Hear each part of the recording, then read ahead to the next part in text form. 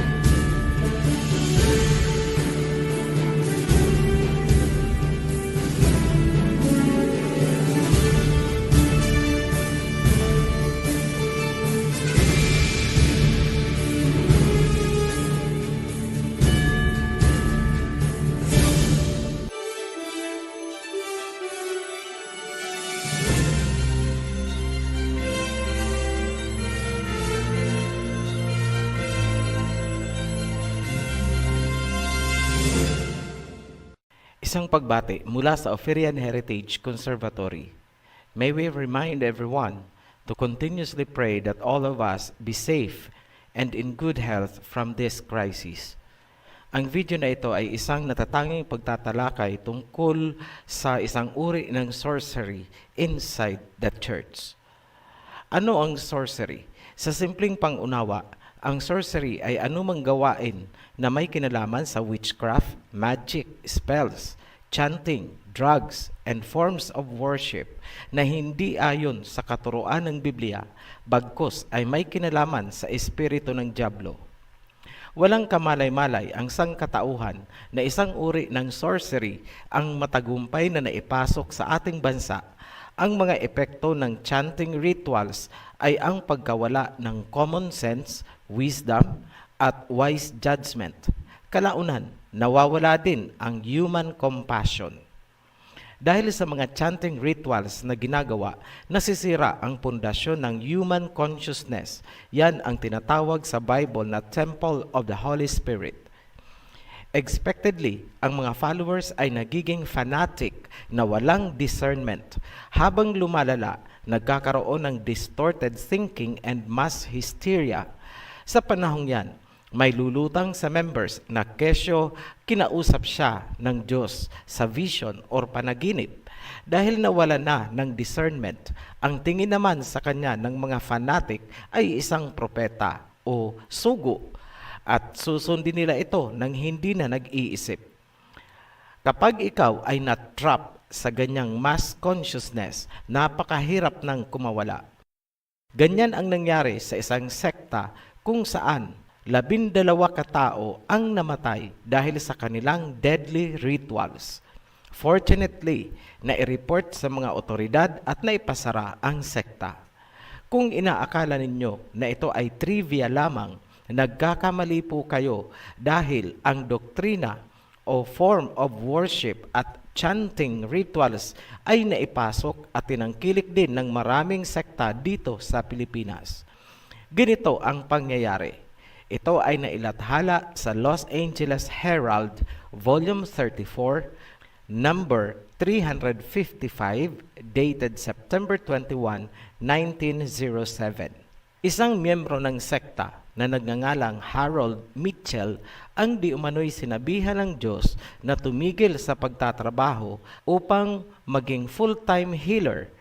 Naniniwala sila na lahat ng uri ng sakit ay dahil sa demonic possession at si Mitchell ang pinaniniwalaan nilang magpapalayas ng demonyo. Ang kanilang ritual ay ginagawa sa gabay daw ng Holy Spirit in the name of Jesus. Isa sa mga nasawi sa ritual ay si Mrs. Leticia Greenhow, 64 years old, at siya ay bedridden dahil sa rheumatism for 20 years. Ganito ang malagim na sinapit ni Mrs. Leticia. 5 katao sa pangunguna ni Mitchell kasama ang 2 anak ng biktima at 2 pang kapwa member ang nagsagawa ng ritual upang palayasin daw ang demonyo na umano'y dahilan ng sakit ng biktima. Pilit nilang iniunat ang nooy pilipit at naninigas ng mga binti ng biktima dahil sa rheumatism. Nagsisigaw ang biktima sa sobrang sakit, pero ito ay ikinatuwa pa ng mga nagri-ritual dahil sumisigaw na daw sa sakit ang demonyo. Lalo pa nilang pinag-ibayuhan ang puwersahang pag-unat ng mga contracted na binti hanggang nagkabali-bali at nalinsad ang mga buto ng biktima.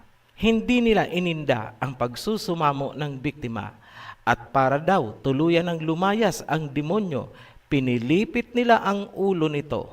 Nabali ang vertebral column sa liig na agarang ikinamatay ng biktima. Sa pagkakalagot ng hininga nito, yan daw ay palatandaan na umalis na nga ang demonyo at muli daw gigising ang biktima at maglalakad in the name of Jesus Christ and in the power of the Holy Spirit. Ayon sa investigasyon, masahol pa sa witchcraft ang ginagawang mga rituals. Maliban kay Mrs. Leticia, may 11 cases pang namatay. Wala daw sa katinuan ng pag-iisip at grossly misguided ang mga taong nagsasagawa ng ganitong klaseng ritual healing. Mula naman sa neuropsychiatric na pananaw, ang mga taong nakapatay kay Mrs. Leticia ay wala ng logical reasoning, discernment at human compassion. Paano ito nangyari? Ang mga repeated chanting, mantra, spells at incantations ay mayroong mind conditioning effect na nagiging embedded o kumakapit hanggang sa kaibuturan ng utak at consciousness. Nawawala ang kakayahang mag-isip ng matino, pati ang simpleng common sense at human compassion ay nawawala rin. Sa ganitong kalagayan, ang tao ay matatawag nating fanatic zombie follower. Kung anong doktrina ang naiprogram sa utak niya, yun ang gagawin niya without thinking. Para silang nasa ilalim ng hypnotic control na hindi makapag-isip kung tama ba o mali ang kanilang ginagawa. Pati ang human compassion o yung pakaramdam ng pagkakaawa sa isang tao ay nawawala din. Yan ang dahilan kaya namatay si Mrs. Leticia sa kamay ng mga fanatic zombie followers nitong sekta na nagkiklaim na guided daw ng Holy Spirit.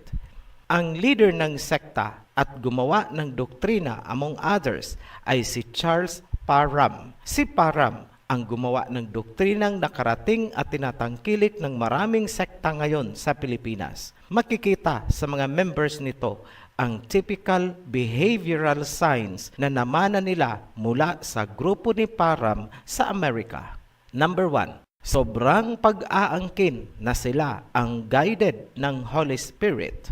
Number 2, kapansin-pansin ang paulit-ulit na mantra in the name of Jesus. Number 3, speaking in tongues, isang diabolic chanting ritual. Ngayon, bakit namin tinawag na diabolic chanting ritual ang speaking in tongues nitong sekta? Simple lang, dahil ang speaking in tongues doctrine ni Charles Parham ay mula sa pambabaluktot ng totoong speaking in tongue ng Biblia. Sa madaling salita, ang speaking in tongues sa Biblia ay ginawan ni Parham ng chanting ritual at yun ang tinangkilik ng mga sekta hanggang dito sa Pilipinas. Patunayan namin sa inyo na ang chanting ritual na ginagawa nyo ay wala sa Biblia. Sa makatuwid, ito ay demonic. Sinasabi ng mga tagapagturo nitong speaking in tongues na hindi raw sinasadya ang mga salita at ito ay otomatikong lumalabas lang sa kanilang mga bibig. Ipagpalagay nating totoo at ganun nga. Ibig sabihin, hindi nila kontrolado ang kanilang consciousness habang nag-speaking in tongues. Kung hindi nila kontrolado ang sarili habang nag-i-speaking in tongue ritual, sino pala ang kumukontrol?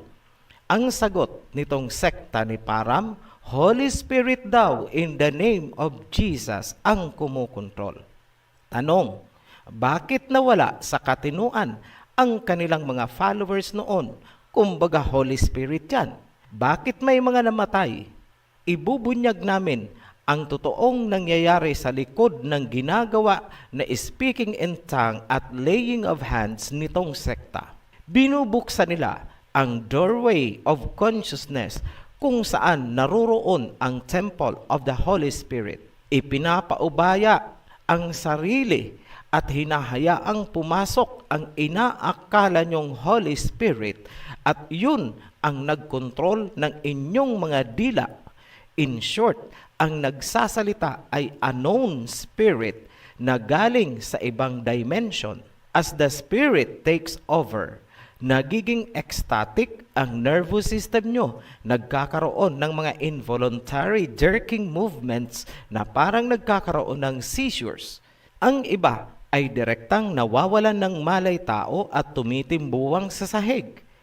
Tanong, saan sa Biblia sinasabi na tumitimbuwang ang mga tao na nagpa-laying of hands sa mga apostoles? Wala. Ibig sabihin, demonic spirit ang tinatawag nyo. Dahil binuksan nyo ang inyong consciousness at hinayaang pumasok ang ibang spirit, may nilalabag ba kayo sa Biblia? Yes, you allowed yourselves to be a medium of spirits. That is sorcery. Ipinagamit mo ang iyong dila para makapagsalita ang spirit na naghahatid ng subliminal messages na tinatawag nyong speaking in tongue. May napanood kaming testimony na angelic language daw ang lumalabas during speaking in tongues. Saan sa Biblia nasusulat na yang strange language nyo ay angelic language? Sinong fallen angel ang nagsasalita gamit ang mga dila nyo? Hindi ba kayo kinikilabutan sa mga pinaggagawa nyong katuroan ng mga hintil? Napakalakas ng subliminal messages ng spirits na lumalabas kapag nag-ritual speaking in tongues itong mga kampon.